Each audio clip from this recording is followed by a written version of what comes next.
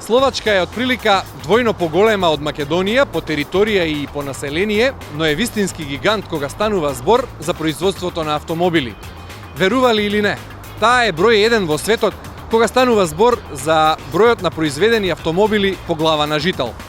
Автомобилската индустрија учествува со 12% во брутодомашниот производ и со 26% во словачкиот извоз.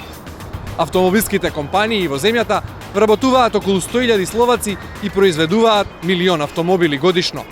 Овие бројки ја прават автомобилската индустрија златна кокошка на словачката економија и најдобар избор на тема за овој ЕУ карван низ новите членки. Останете на оваа фреквенција. Тргнуваме веднаш.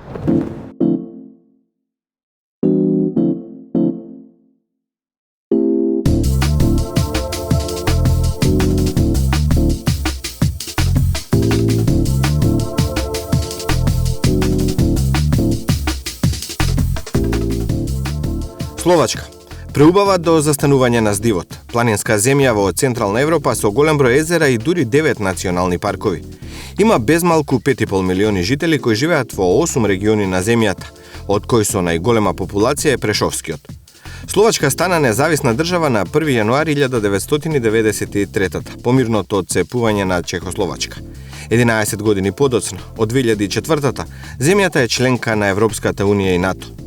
Брутодомашниот производ на Словачка изнесува 87 милиарди 528 милиони долари, односно 16.138 долари по глава на жител. Растот на БДП на Словачка во 2015 година и натаму останува еден од највисоките во еврозоната. Татра Тигар. Така се нарекува Словачка поради брзиот економски раст. Земјата успешно се трансформира од централно планирана кон пазарно ориентирана економија. Големите приватизации се речиси завршени. Банкарскиот сектор е речиси целосно во приватни раце, а странските инвестиции нагло се зголемија. Во 2011 и 2012 година Словачка беше втора најбрзо растечка економија од земјите членки на Унијата по Естонија. Оваа земја е атрактивна за странските инвеститори, главно поради ефтината, но добро образувана работна сила и ниските даночни стапки. Volkswagen, Peugeot, Citroen, Kia се трите автомобилски компании чии автомобили се произведуваат во Словачка и земјата ја прават најголем производител на автомобили по глава на жител. Сето ова ја прави Словачка атрактивна земја во секој поглед. Во 2015-та невработеноста е намалена на 12,1%. Од 2009-та земјата станува дел од еврозоната. Придобивките од употребата на еврото се повеќе од видливи. Еврото ја зациментира макроекономската стабилност во Словачка, обезбеди ниска инфлација и ниски каматни стапки, кои се услов за траен економски просперитет. Единствената валута донесе стабилни цени и повеќе можности за бизнис. Згора на тоа, да се биде дел од единствената валута и од еврозоната, исто така создаде поголеми можности за трговија и привлекување на странски инвестиции. Со прифаќање на еврото, Словачка стана членка на економската и монетарната унија со стабилни цени и ниски каматни стапки. Воведувањето на еврото помогна во одржувањето на економскиот раст и создаде повеќе работни места за словачките државјани. Со исчезнувањето на трансакционите трошоци, словачките граѓани може да патуваат во еврозоната за одмор или бизнис со пониски трошоци. Еврото заштедува пари и за словачките предпријатија и ја поддржува динамичната деловна средина. По влезот во еврозоната, компаниите во Европската унија се ослободени од значителна сума на трошоци и ризиците на девизниот курс. Консолидирањето на јавните финанси, обезбедувањето непречено функционирање на пазарот на работната сила, како и воведувањето на поголема конкурентност на економијата, помогна да се одржи ценовната стабилност во Словачка и да се зачува конкурентноста и растот. Од друга страна пак, Словачка успешно ги користи европските фондови во секој сегмент. Европската унија за стратешки инвестициони програми за 2014-2020 на Словачка и додели 13,8 милиарди евра. Од нив ќе споменам за вложувањата во интегрираната инфраструктура, за разни инфраструктурни проекти, транспортни мрежи, како и за поголема брзина на широкопојасен интернет. Словачка од Унијата добива 4,66 милиарди евра. Нешто помалку, 4,3 милиарди евра се за животната средина. Одржливото користење на природните ресурси, адаптацијата кон климатските промени со посебен фокус на заштитата од поплави, се вложува во младите, во администрацијата, земјоделството, туризмот и како за крај. Словачка станува се поатрактивна туристичка дестинација, не само за луѓето од соседните земји, туку и за оние од останатите континенти. Бањите, природата и средновековните замоци несомнено се мамка за туристите од целиот свет.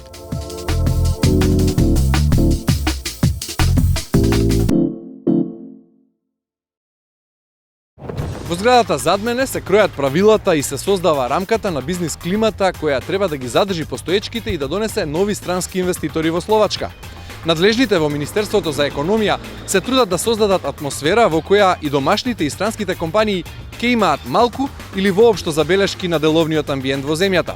Со државниот секретар за економија ќе поразговараме за актуелната економска состојба и за идните планови на Словачка во економскиот сектор.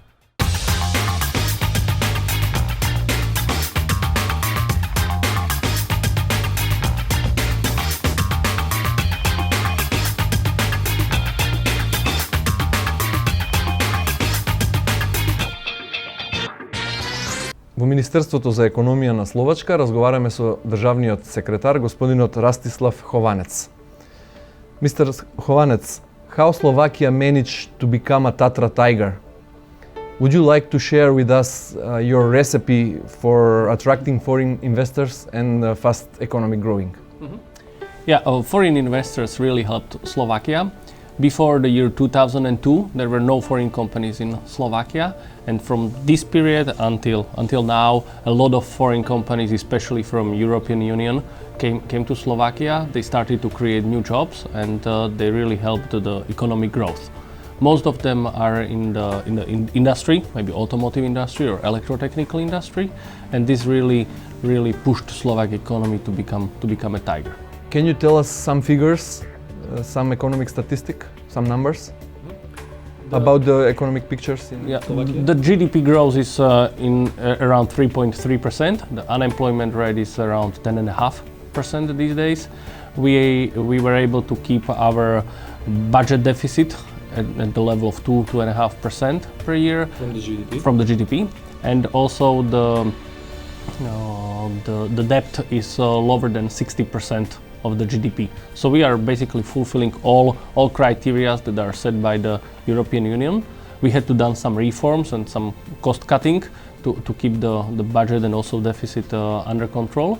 But it really pays out now because the economy is very healthy, the banks are very healthy, and it creates a more room for the economic growth. What was the picture before 2004, for example, or before 2000 when you start the negotiation process with European Union? Can you compare the situation and the numbers? I would say that the milestone in the development of Slovakia was 1998, when there was a change of the government and the new pro-economy and pro-EU government came into place. They have done many very difficult reforms. Around the year 2000 and 2001, we had a very high unemployment rate at the level of maybe 20%. But we really made a lot of changes that turn out very positively, or that are turning very positively to today. We managed to clear or to cure the health sector. We cured the banking sector, so all the banks are very healthy. That's why we didn't have any problems during the crisis with the banks. So I would say that starting with the year 2000 and 2001, we changed the trend and everything was going quite well in Slovakia. That was also the reason, because of these reforms, that the foreign companies started to come in 2002 and later on. So that was the biggest change. Getting into coming into EU, it was another benefit for us. We are the only country in the Central Europe that adopted euro as our currency, and that was also one of the big reasons why we avoid the crisis, because in Czech Republic or Hungary they had bigger problems with their currencies. What is the most important condition for foreign investors to decide to invest in one country?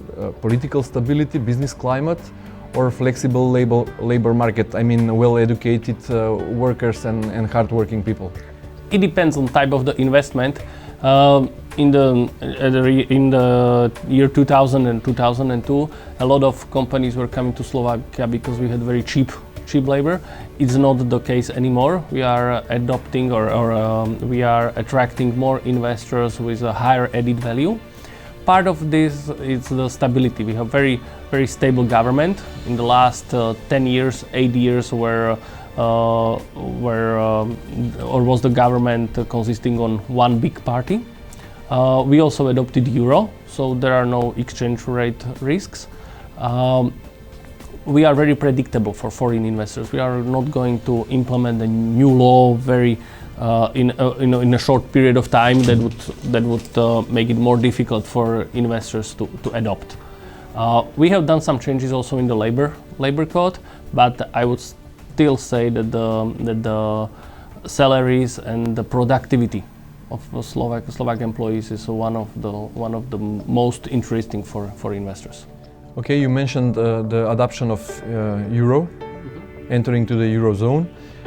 Apart this, what are the other advantages for Slovakian economy from the membership into the European Union? Slovakia is a small but very open economy. We are exporting around 90% of the GDP and also importing around 88% of the GDP. So for us, it's very important to be part of a bigger bloc. And the European Union gives us first of all the stability and also the contracts with the non-EU members and non-EU countries, for example with USA or China or Japan, where European Union can negotiate much better contracts and treaties than maybe Slovakia would be able. So being a member of the EU gives us maybe better chances to explore or to export or to import the goods.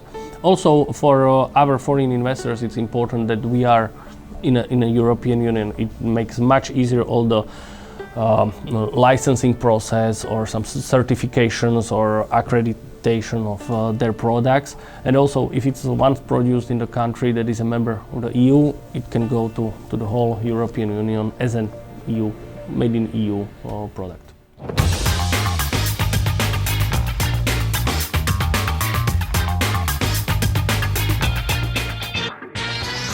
Во дефинирањето на правилата за бизнис во Европска Словачка главен збор има Брисел и владата во Братислава секако. Но креаторите на деловниот амбиент се упатени на соработка со Стопанско-индустријската комора во Братислава.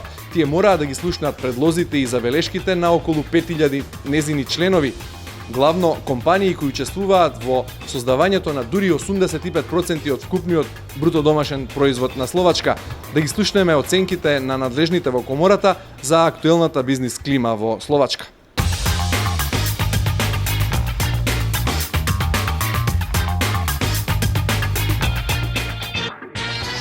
Следува интервју со господинот Јурај Пала, директор на секторот за односи со Европската Унија при Стопанско-трговската индустријска комора на Словачка. Mr. Pala, welcome to the EU Caravan. Thank you very much. Tell us what is the role of the economic chamber into the shaping of the economic system of Slovakia? Well, the Slovak Chamber of Commerce and Industry has a very long tradition, since more than 160 years existing in this territory. It was created by the businessmen, by the producers, for the businessmen and for the producers. We have various tasks. We have to help the companies to make the business, make it in Slovakia, make it abroad, meet partners abroad.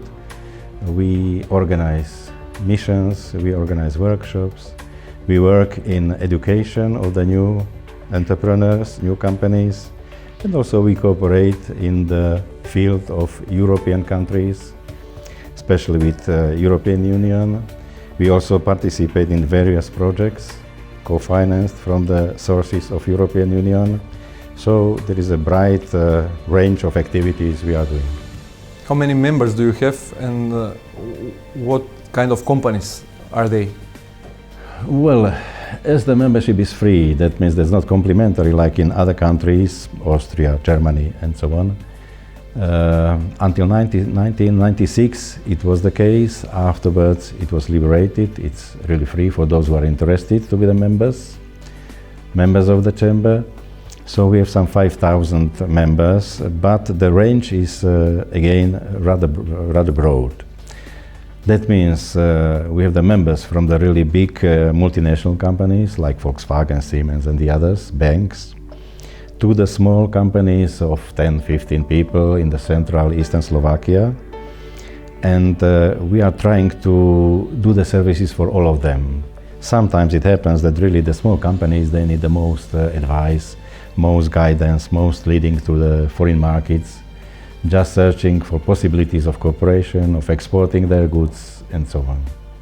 What is your opinion about the recent business climate in Slovakia?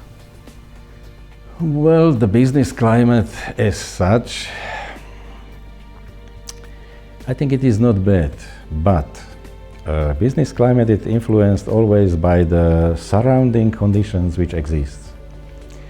We understand that the development cannot be always just the straight going, just positive and optimistic and to have the growth every year.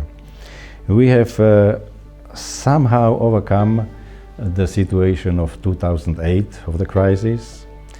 We started, not only in Slovakia but the whole European Union, to go on the better results. When the other crisis came, we know about Greece crisis, we know about Ukrainian problems, now we know about migrants problems, and there are all the things that influence a little bit the situation, and the companies sometimes they are more cautious. They take care about, wait, we shall see how it will continue and what will be the next conditions. But basically, the advantage is that after opening the market in Slovakia, a huge number of foreign investments came to Slovakia, machinery industry, electrotechnical industry and the others. And that brought a kind of new culture also, new technologies, new system of working. Well, Slovakia was known also as a good industrial country in the past. And really, as I say, the Slovak people, if they are motivated and relatively well paid, some of them, they really are ready to give the best and to give the good work. Speaking about the business climate, what has changed since May 2004 when Slovakia became a member state? In better? Well, we as a small country having some 5.5 millions of inhabitants. The danger in such countries is that nearly everybody knows somebody else. Either you have been in a school with him, with a colleague, you work with him or something like this, which is positive on one side, but sometimes it leads to doing the things on the edge, doing the things, okay, we do it somehow. Well, law is law, but well, we make an arrangement. As we had to accept acquis communautaire with all those 33 conditions, well, there is somebody which is above us, which is in Brussels, which is, there are controlling institutions, they are, institutions who take care how to use European money, they are much more controlled. I would say, well, it's okay, the democracy is fine, the control is always necessary, and the conditions, how they changed, well, I think it's better. It's better like before. Do the EU funds help to strengthen the economy? Yes, EU funds were very important for us. In this programming period, starting 2014 to 2020, Slovakia will be able to use more than 13 billion euros for all different projects. Of course, the most money goes to the agriculture and food processing industry, then to the building infrastructure, highways, and maybe some logistics centers. But also, Ministry of Economy was able to implement these programs and to offer to more than 2,000 recipients the EU money, the EU funding. It was for companies that wanted to be more competitive or wanted to be more innovative. They were able through this money to buy new technology or to create a new product or to assist them with some changes that will make them more competitive. That's part of the program. The other part is we were, as I already mentioned before, we were able to build some renewable energy power plants. It really helped the smaller towns and smaller cities when they were able to be, how to say it, to be more independent. There were some programs and projects for the municipality where we changed, or the municipalities were able to change the lights on the streets, etc., etc. In the last programming period, there were also some money involved to increase the tourism. Tourism is not very strong sector in Slovakia, or maybe is not as strong as it could be, and through some EU structural funds, we were able to build some hotels and smaller centers of tourism. Can you give us some specific details about the car industry? As you mentioned, it's one of the biggest in Slovakia. It's one of the biggest and definitely the most important one. There are 3 different car producers in Slovakia. It's Korean Kia, French Peugeot Citroën, and the German Volkswagen. Volkswagen was Volkswagen acquired a local smaller car producer, but Peugeot and Kia came as a foreign direct investment. We are in the final stage of negotiating with another car producer. It's Jaguar Land Rover. It would be their first European investment, which would make Slovakia again more dependable on automotive industry. But I think it's a good way for us to leverage our risk, because if you have too many companies on one place, it's less probable that if there will be a crisis that all of them would leave. If you have only one big producer and he leaves, it leaves you with a lot of unemployed people. Having 4 different ones, and not only 4 different ones, but also more than 300 suppliers in one smaller area, it makes us more stable and more reliable also for the different OEMs. How do you manage to attract big companies from the automotive industry? Well, how did we manage?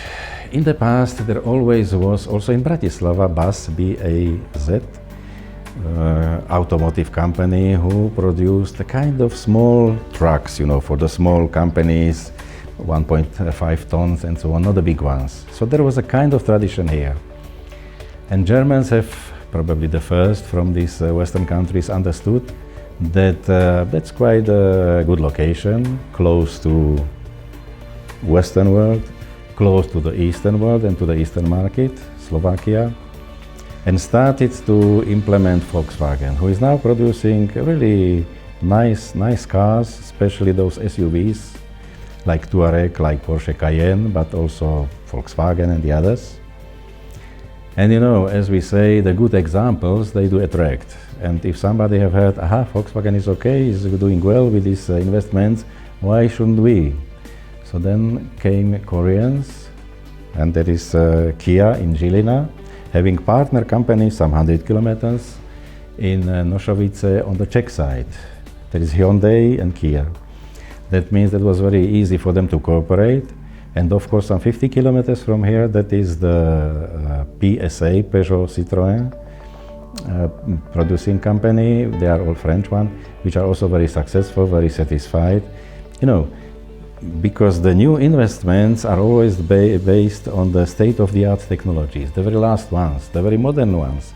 And in comparison with the companies of the same size, of 20 years of age in France, well, they are much better. They have less percentage of waste or the claims or the things like this, even zero something, So they are very satisfied with this. And now, well, it's not a secret, Jaguar Land Rover is coming to Nitra.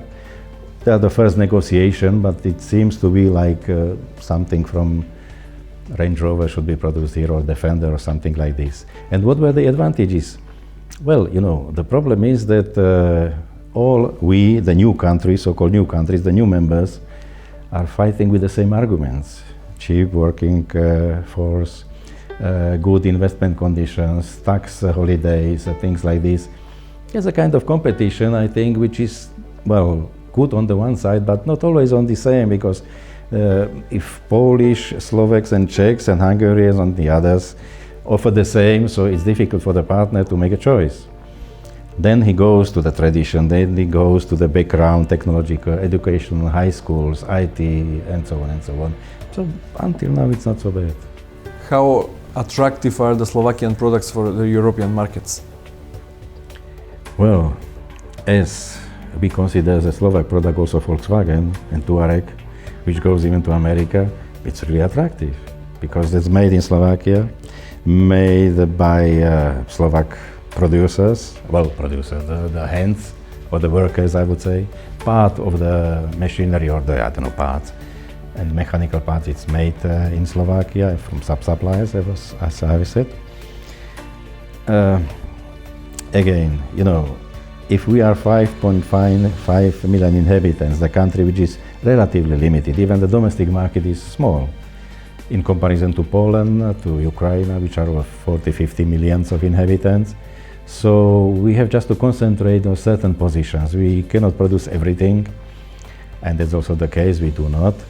So I think those who wish to have the Slovak products, they have it. Also part of glass production, which was known as a Czech crystal, Czech glass, Czech porcelain, was made in Slovakia. But okay, it was Czechoslovakia. We were one country. So they're quite interesting, but they are built in. You can hardly see a bottle of something on the shell that okay, that's the wine from Slovakia, that's the cheese from Slovakia. Some of them are, but it is the competition, France, Italy, and so on and so on.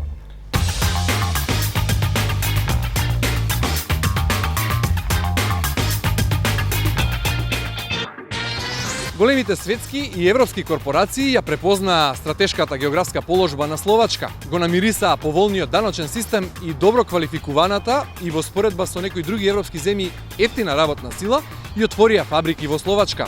Речиси половина од вкупната индустрија се автомобилските компании Volkswagen, Citroen, Peugeot и Kia Motors, откако се уверија дека Словачка е на вистинскиот европски пат, повлекоа нога и на голем број други познати марки од сите сектори.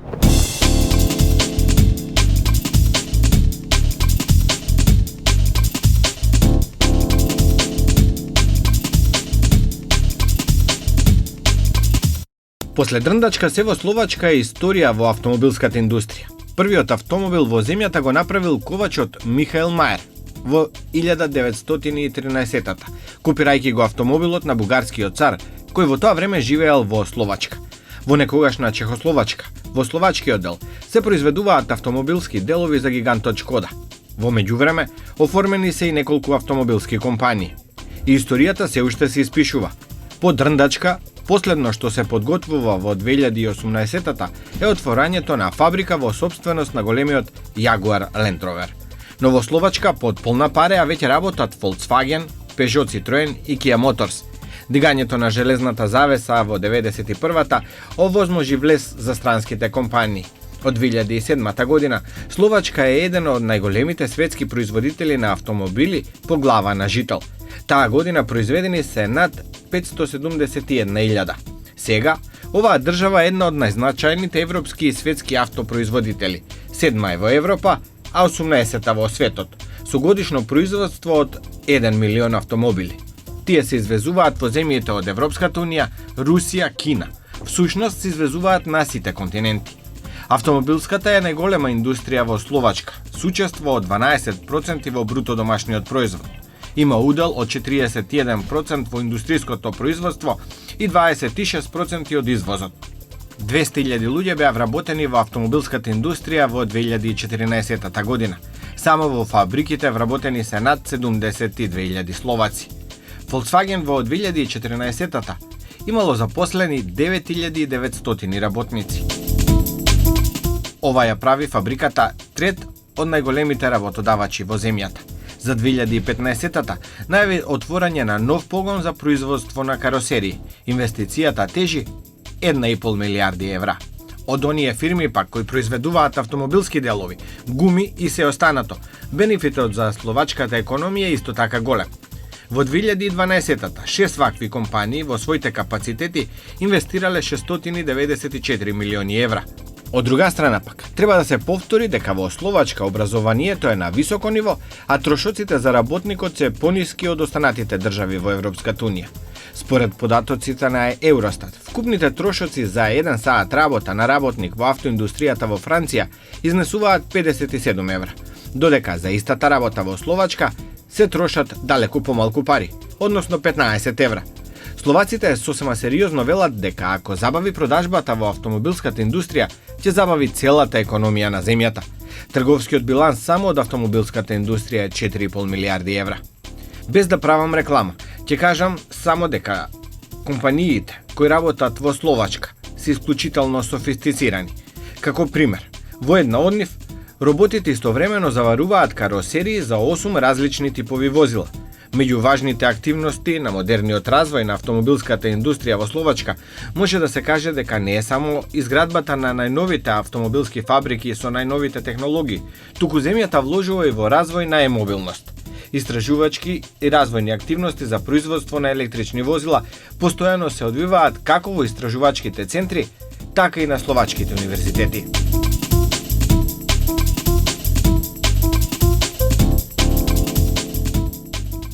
Do you think that this country offers job opportunities for the people?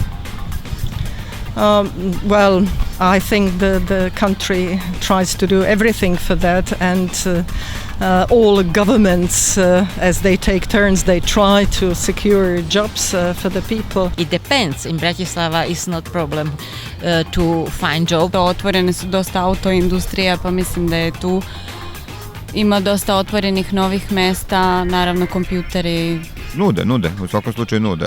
Otvoreno je tržište i svako ko misli da može da dođe da radi nešto, da je kreativan, da ima snage, volje da radi koliko se ovde radi, može u svakom slučaju da nađe posao. Nude. What do you think, what are the most attractive jobs here for the Slovak people? Oh, it seems probably all around now Europe or world, the IT business, it seems. I know that most wished job is in IT, in computer. Najtraženiji poslovi su ovde kao svugde u svetu, što je trend informacije i tehnologije u svakom slučaju. Ima mesta i u građevinarstvu, u zanatskim radovima, ali to mlade ljude ne privlači. Nikad neće da radi. Според податоците на Евростат, 1 час работа во автомобилските фабрики во Франција го чини работодавач од 57 евра, овде во Словачка само 15 евра. Ефтината работна сила не значи дека таа е нестручна, напротив. Словаците се многу трудолюбиви, посветени и добро обучени работници, а за таквата слика на пазарот на труд придонесува и методолошко-педагошкиот центар во Братислава, преку неколку проекти посветени на маргинализираните групи. Да видиме како. Интервју со господја Дарина Вибохова, заменик директор на Методичко-педагошкиот центар во Братислава. Ms. Vibokova, could you please tell us some more information about the institute? Hello. Our institution is in-service teacher training center for the teachers in our country, for the whole Slovakia. And therefore we also have not only this institution in Bratislava, but we work in other centers. It's 9 centers in the whole Slovakia, and we reach our target group there where they are, where they work at the schools. The main aim of our institution is support them to be better teachers for the children, and to support them to be able adapt all the modern things and innovation in the school system in the common day at the school. We work we are directly managed from the Ministry of Education. That means we also respond for implementing of the policy of the education to the schools. Could you please tell us what is the role of the institute in the educational process of Slovakia, and how do you influence on the labor market, which is a very important base for a strong economy? Okay, our main aim or main goal of our institute is cover the needs of professional employees of school and school establishments. That's our main role. We offer continual education for teachers. We offer seminars, conferences to them, and we offer attestation process. Attestation process is very important in their career, and we offer also educational materials for our teachers. We cover the needs of 100,000 of teachers in Slovakia, and cover all needs of also professional employees of school, and we cover whole Slovakia. We have 3 regional offices in Slovakia, one in east, one in middle of Slovakia, and one in Bratislava, and we have 6 allocated offices in Slovakia. In our institutes, we have around 200 employees, teachers, who are covering needs and teach teachers. But to cover such a big amount of teachers, we also need external teachers and external specialized specialists, yes. And in the projects, we employ, in one of the projects, for example, professional and career development of pedagogical employees, we offer job to 2,300 employees. And that's only one of the projects. Do you have any more information about? Yes, altogether we have 7 projects implementing at the moment. One of them is already finished last year, and the rest is still running. The end is October and November of this year. All of the projects are having specific sum budget which is allocated to them.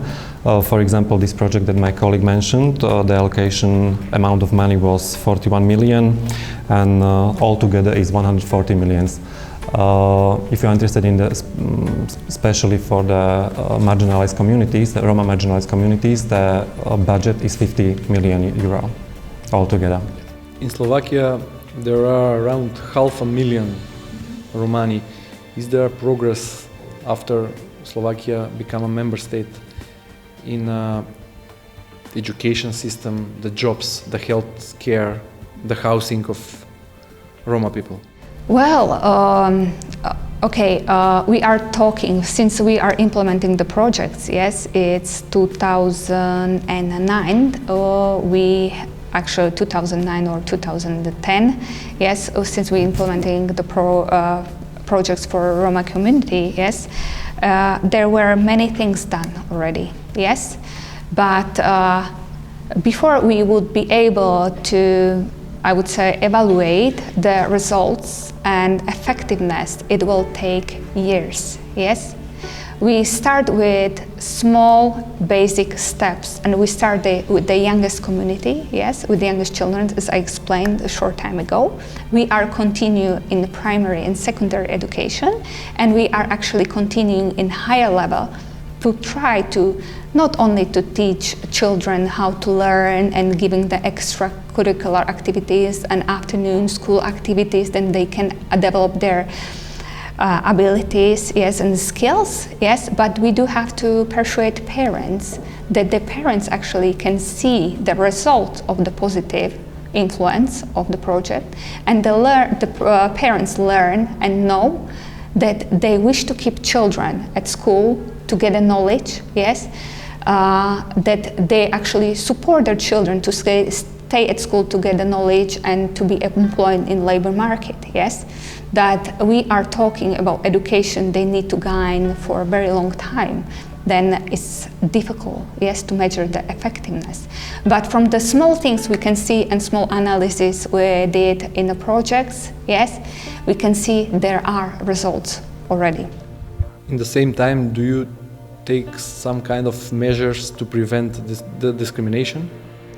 We are, I would say we have 3 national projects which are orientated towards marginalized Roma communities, but in our different projects, for example, professional and career development of pedagogical employees, we have accredited educational programs. These are educational programs for teachers of average schools, yes, from the level of primary education up to the secondary and secondary education up to college, but we are talking about general education. And we do have educational programs which are orientated against discrimination, yes, which are helping to prevent extremism and discrimination. That is one of the top topics our institute actually cares about. Can you tell us, are you satisfied with the collaboration with the European Commission and spending their money? As first, I have to say we are very satisfied and very happy to have this possibility, because I already said a list of projects.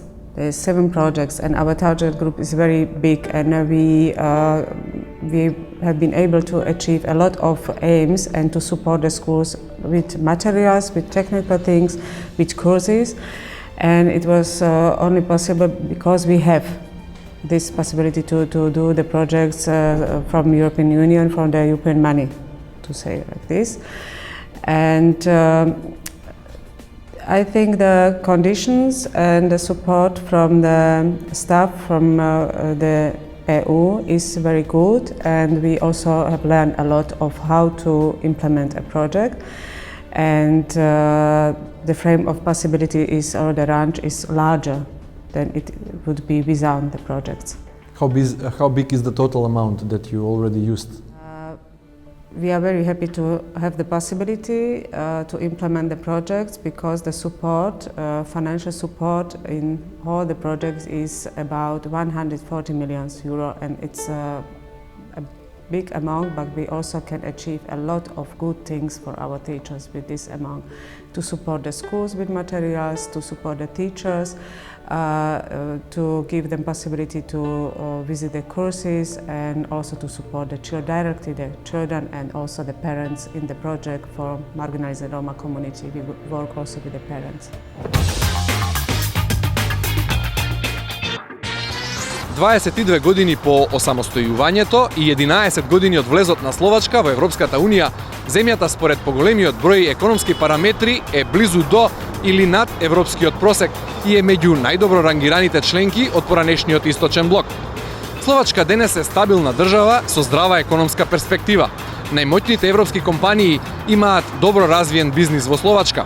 Овде се германски Siemens и Volkswagen, француски Peugeot, Citroën и Orange, австријски OMV, Schenker, Erste Group, јужнокорејски Samsung и Kia Motors, јапонски Panasonic. Се чека уште британски Jaguar да го разбуди тигарот од Татра. Довидување во следниот EU карван низ новите членки.